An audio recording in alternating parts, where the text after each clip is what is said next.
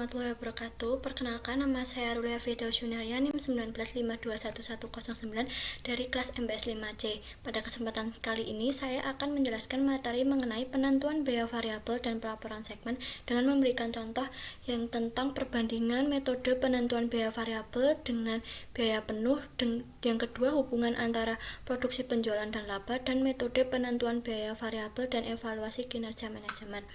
Oke, kita langsung ke contoh kasus yang pertama, yaitu mengenai penilaian persediaan laporan laba rugi dengan menggunakan metode biaya variabel dan biaya penuh. Di sini saya memiliki data biaya produksi dari PT Murni yang terdiri dari jumlah unit persediaan, jumlah unit produksi, jumlah unit yang dijual, biaya variabel yang terdiri dari biaya bahan baku, biaya tenaga kerja, biaya BOP variabel, dan kemudian biaya tetap yang terdiri dari BOP tetap per unit, kemudian pemasaran dan administrasi tetap.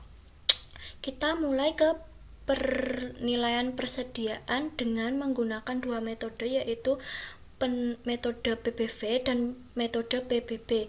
Untuk metode PBV, langkah pertamanya yaitu dengan menghitung ini PBB-nya sebesar 50, kemudian biaya tenaga kerjanya Rp100, dan untuk BOP variabelnya sebesar Rp50. Maka biaya per unitnya adalah tinggal ditambahkan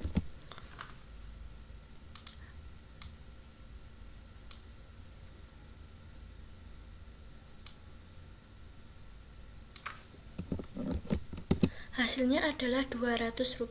Kemudian kita akan menghitung PBB-nya, yaitu biaya bahan bakunya Rp50 sama ini Rp100, kemudian BOP variabelnya 50, dan untuk di PBB ini kita akan memasukkan BOP tetapnya sebesar Rp25.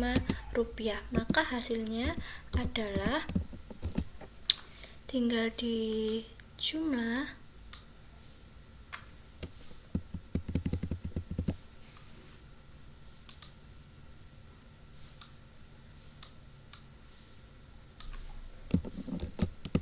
hasilnya adalah Rp225. Perbedaan biaya per unit tentunya akan mempengaruhi biaya persediaan yang akan disajikan dalam laporan posisi keuangan. Untuk itu, tidak adanya persediaan awal pada PT Murni tadi, maka jumlah unit persediaan akhirnya adalah jumlah unit produksi, yaitu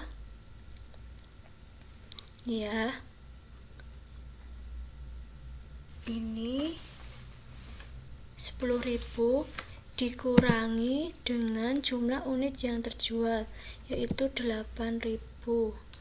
Hasilnya tinggal untuk menghitung jumlah akhirnya tinggal kita kurangi saja. Ini. Hasilnya adalah 2.000.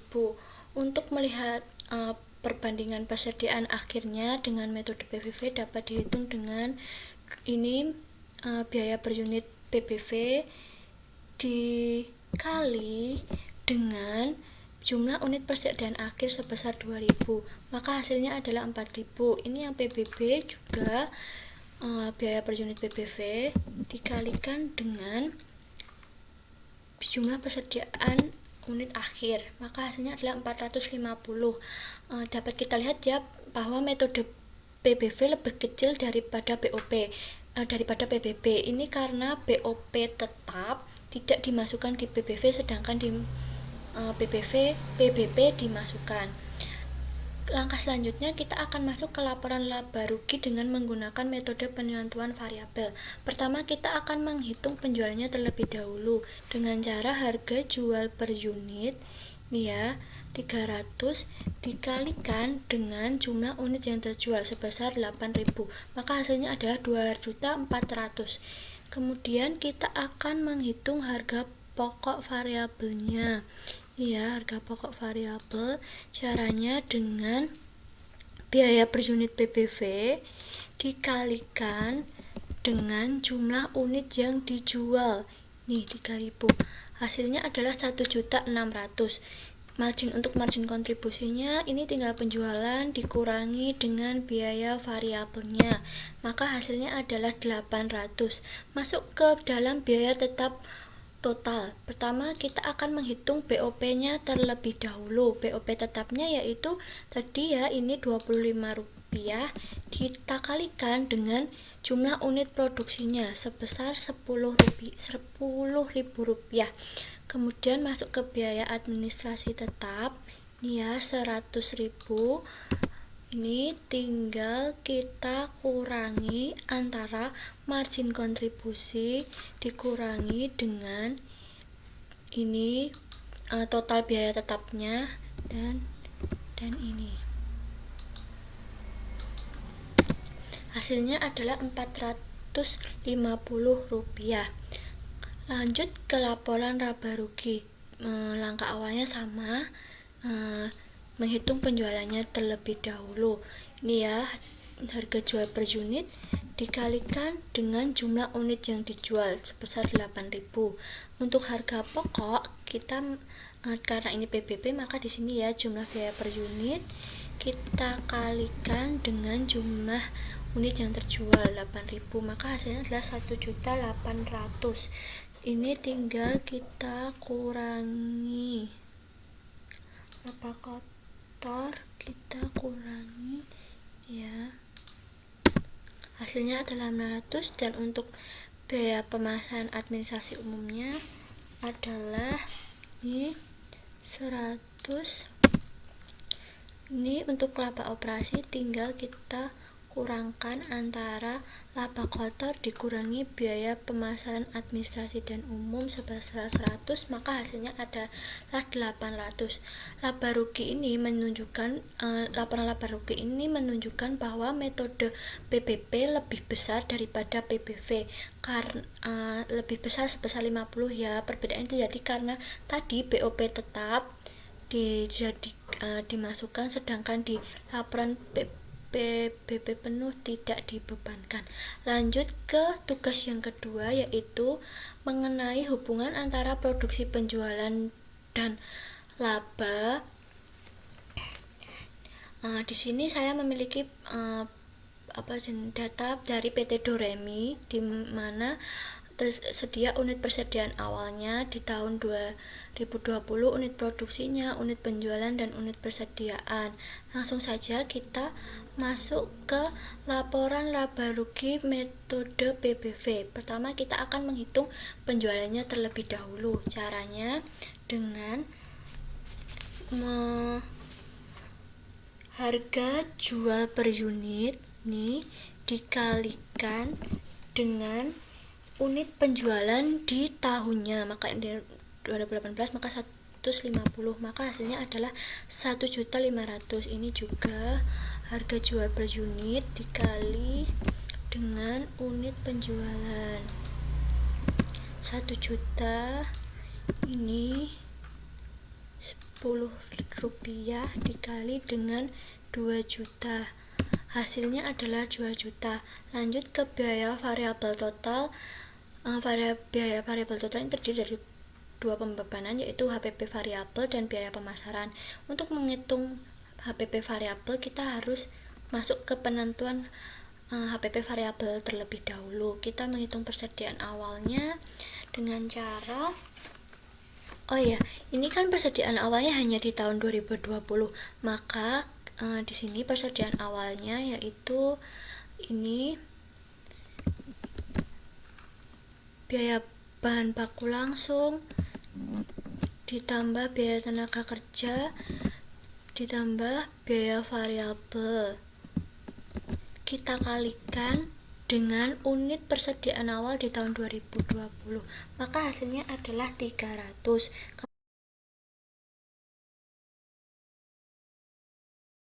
Untuk produksi, caranya dengan menambahkan biaya bahan baku ini ditambah biaya tenaga kerja langsung dan BOP variabel.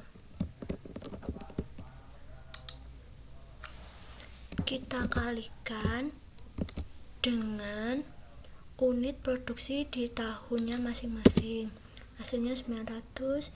Ini juga BOP, biaya bahan baku ditambah dengan biaya tenaga kerja langsung ditambah dengan BOP variabel, kita kalikan dengan unit produksi di tahun 2019.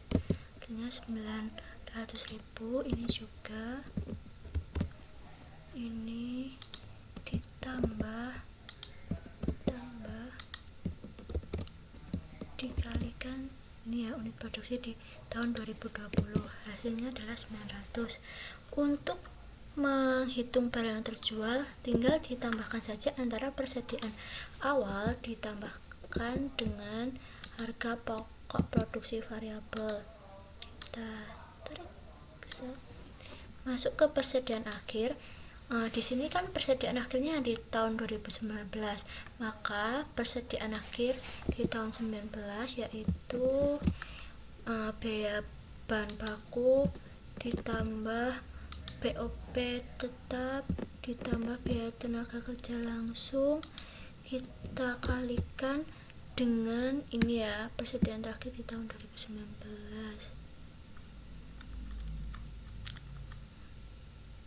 Kita ulangi.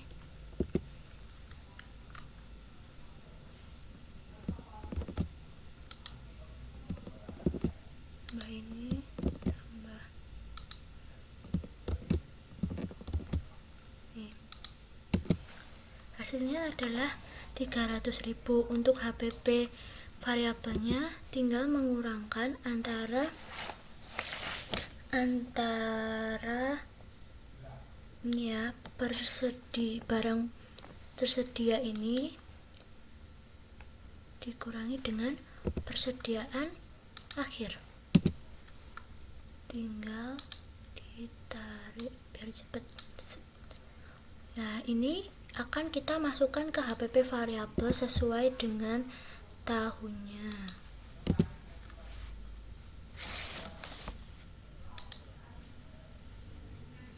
Sesuai dengan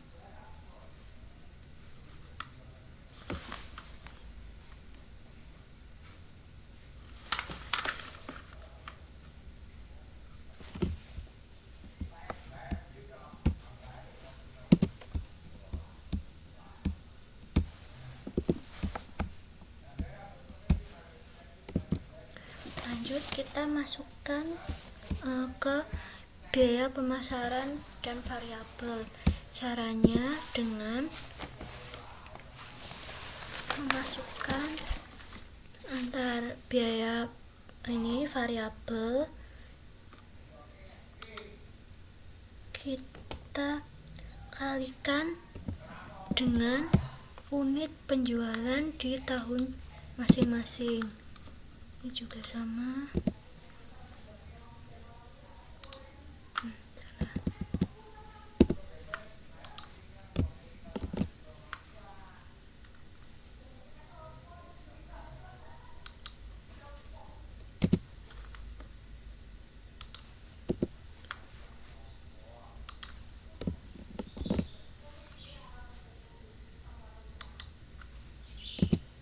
Oke, kita masuk ke margin kontribusi. Caranya dengan penjualan dikurangi dengan biaya variabel total ini ya. Ini dikurangi ini. Biar cepat ditarik aja. Oke, masuk ke BOP tetap total. Ini BOP tetapnya adalah 150. Untuk mempercepat, kita bisa menambahkan F4 pada keyboard kalian. Tinggal tarik. Ini juga biaya pemasaran administrasi tetap. Kita tambahkan ya F4 di sini biar cepat. Tinggal kita tarik. Selanjutnya untuk laba operasi kita dapat mengurangkan antara margin kontribusi dikurangi dengan biaya tetap total yang terdiri dari BOP tetap dan biaya pemasaran administrasi. Ini tinggal kita tarik set. Oke. Jika sudah, kita akan masuk ke pelaporan laba rugi, penentuan laporan laba rugi dengan metode PBV. Langkah awalnya sama, yaitu kita menghitung penjualannya terlebih dahulu. Tadi kan penjualannya yaitu harga jual per unit dikali dengan unit penjualan sesuai dengan tahunnya.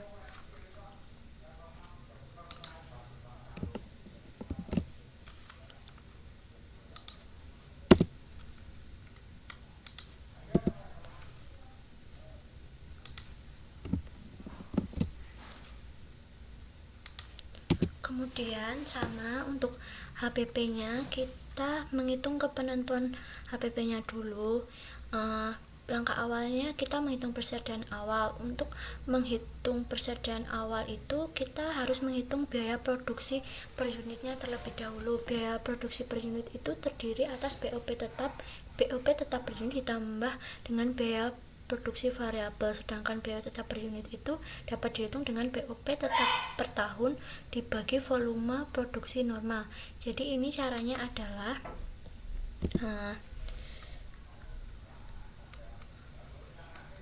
ini ya, BOP tetap per tahun dibagi dengan nih, kemudian kita tambahkan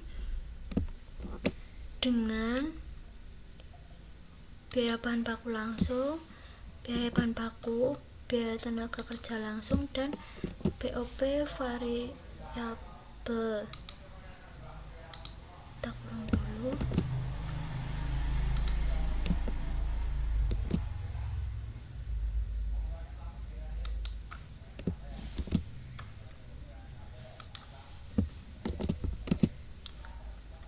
Hasilnya adalah 7.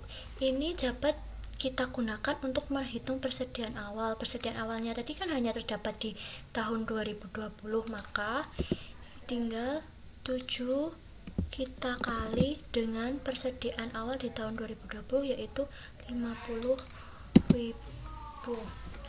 Untuk harga pokok persediaan kita dapat menghitung dengan biaya ini 7 ini kita kalikan dengan unit produksi di masing-masing tahun. Produksi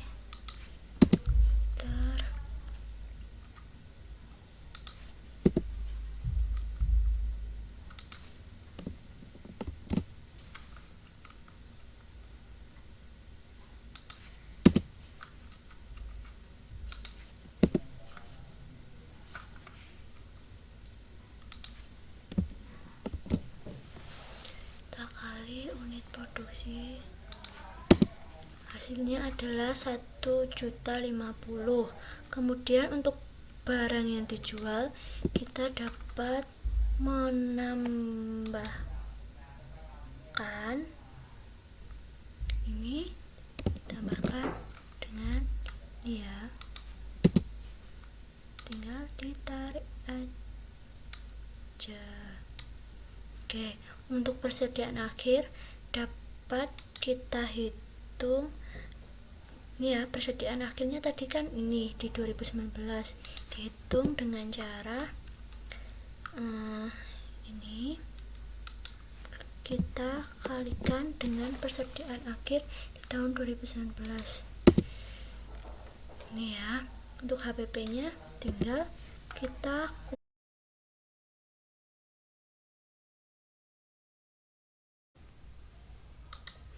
ini tinggal dikurangi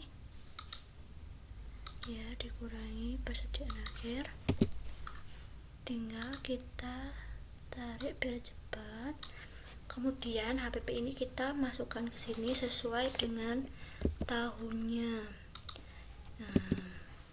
2019 700.000, dan di tahun 2020 adalah 1.400.000. Untuk menghitung laba kotornya, tinggal kita mengurangkan antara penjualan dikurangi dengan HPP. Kita tarik. Kemudian untuk biaya pemasaran penuh dapat dihitung dengan cara biaya pemasaran administrasi dan umum variabel kita kalikan dengan unit penjualan sesuai dengan tahunnya, kita tambahkan dengan ini biaya administrasi pemasaran umum dan tetap. Ya, ini juga sama.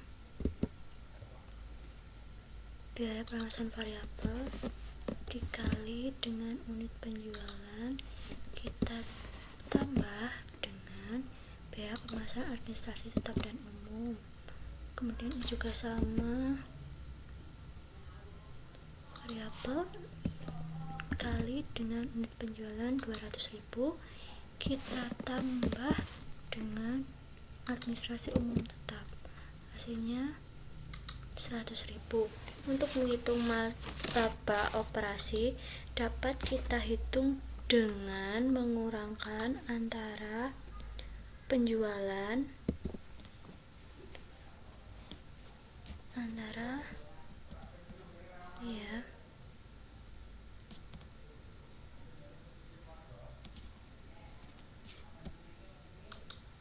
dikurangi ini, kita tarik masuk ke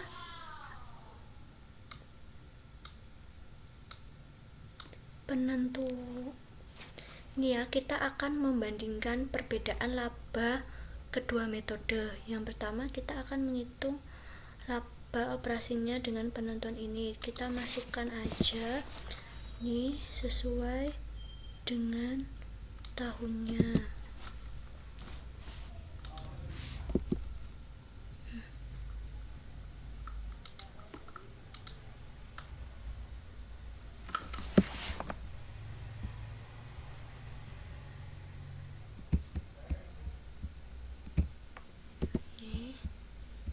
Masukkan sesuai dengan tahunnya.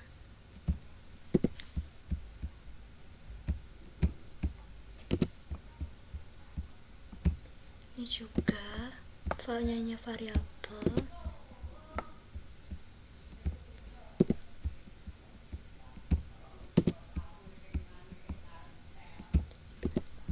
$550 ya. Lanjut ke ini, masuk perbedaannya dapat kita hitung dengan cara mengurangkan antara metode PBV dan metode PBB nya ini. Kita tarik, masuk ke penjelasan. Di sini kita akan memasukkan unit produksinya. Ini unit produksi sesuai dengan masing-masing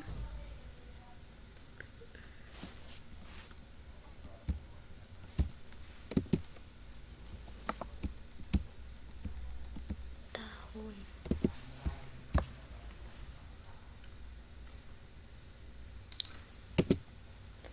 Lanjut ke unit penjualan, yaitu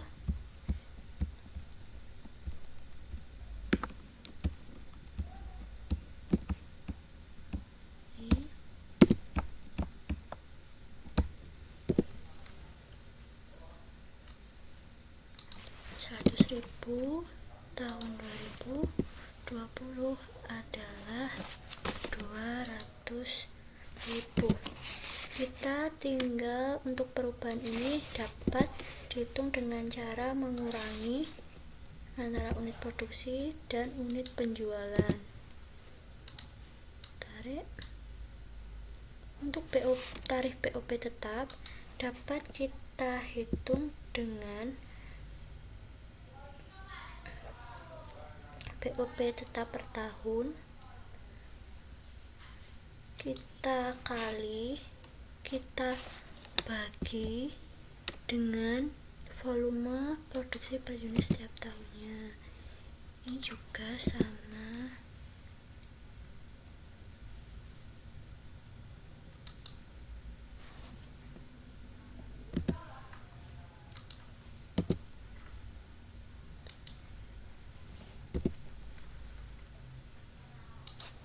Dibagi 150 unit.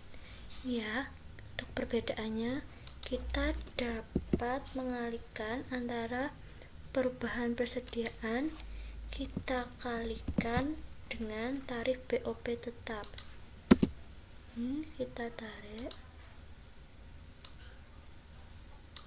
Ya, dengan demikian untuk tahun 2018 kita tidak ada arus masuk apapun ataupun keluar dari persediaan akhir.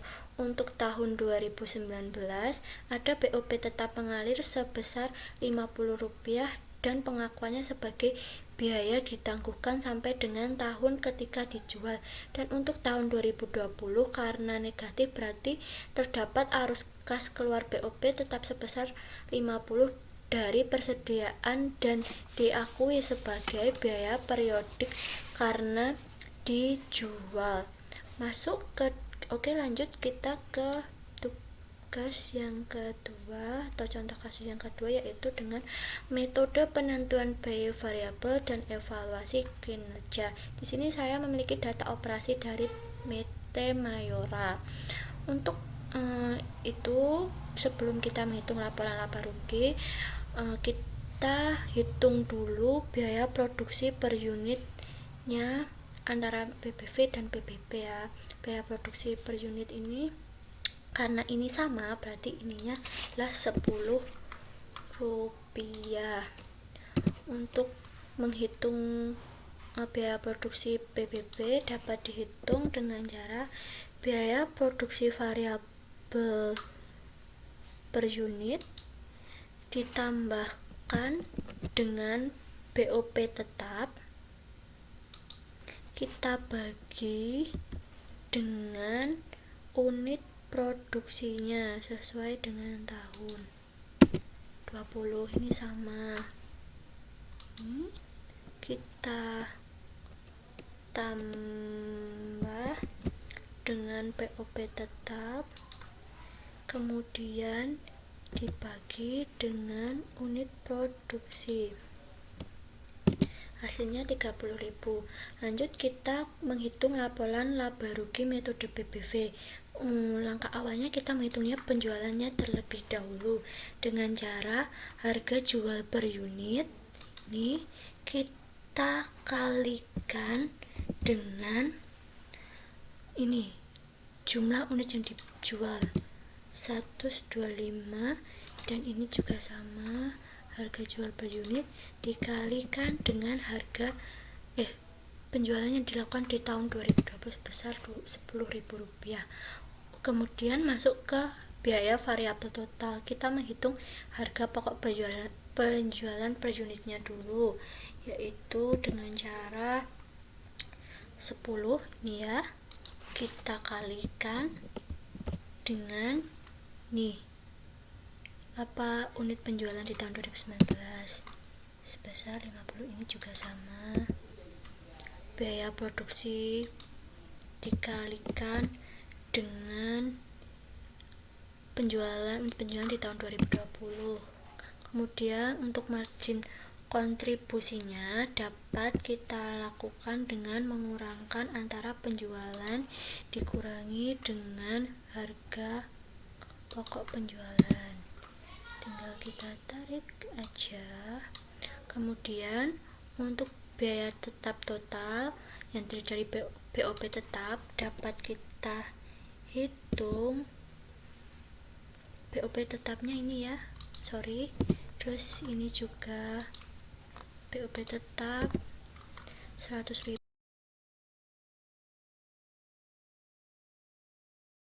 Laba rugi operasinya dapat kita hitung dengan cara mengurangi antara margin kontribusi dikurangi dengan BOP biaya tetap totalnya. Ini kita tarik biar cepat. Langsung masuk ke laporan laba rugi dengan menggunakan metode PBP. Angka awalnya sama, kita menghitung penjualannya dulu. Harga jual per unit kita kalikan dengan jumlah unit yang dijual sesuai dengan tahunnya. Rp25 dikalikan dengan 110.000. Kemudian masuk ke HPP. Untuk menentukan ini, kita masuk ke penentuan HPP-nya dulu ya. Pertama, kita masukkan persediaan awalnya. Persediaan awal ada di tahun 2020, dan untuk harga jual per unit sama dengan biaya produksi per unit, kita kalikan dengan produksinya sesuai dengan tahun. Ini juga sama, Rp30 kita kali dengan unit produksi di tahun 2020. Untuk menghitung barang tersedia dijual, kita dapat menambahkan, ini kita tambah dengan 200.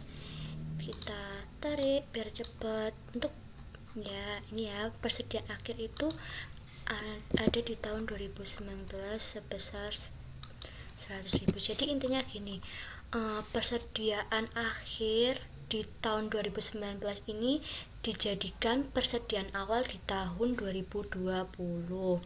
Ini tinggal kita kurangin aja antara barang yang dijual dengan persediaan akhir. Oke, kita tarik biar cepat. Nih ya, kita masukkan ke HPP ini sesuai dengan tahunnya.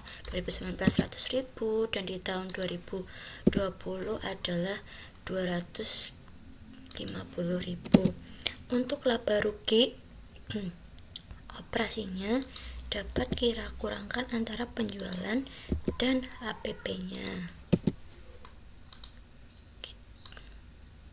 Ini ya. Oke. Di sini dapat kita lihat di tahun 2019 kita mendapatkan laba sebesar 25.000, sedangkan di tahun 2020 tidak mendapatkan laba maupun rugi. Selanjutnya kita akan melakukan evaluasi kinerja manajer. Untuk volume penjualan kita mengalami kenaikan yang awalnya Rp55.000 menjadi Rp10.000.